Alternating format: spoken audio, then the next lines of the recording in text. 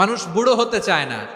দেখবেন যে দাড়ি যার একটু সাদা হয়ে গেছে কত ভাবে ওইটার একটু লুকিয়ে রাখার ট্রাই করে, আছে না নাই?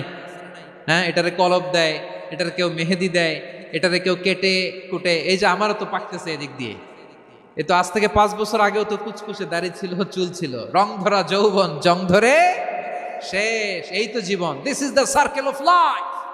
এটাই লাইফ। এই যে পাকতেছে এইখানে, এইখানে পাকতেছে, দিস ইজ লাইফ। তো মানুষ বুড়ো হতে চায় না।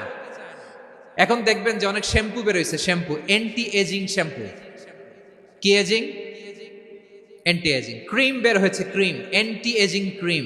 এটা বলে অ্যাট্রাকশন লাগায় আর কি, যে এটা মাখলে মানুষ আর বুড়ো হয় না, এই শ্যাম্পু দিলে মানুষ আর বুড়ো হয় না। ভারতের একজন ধনকুবের আছে, নাম শুনেছেন না? মুকেশ আম্বানি।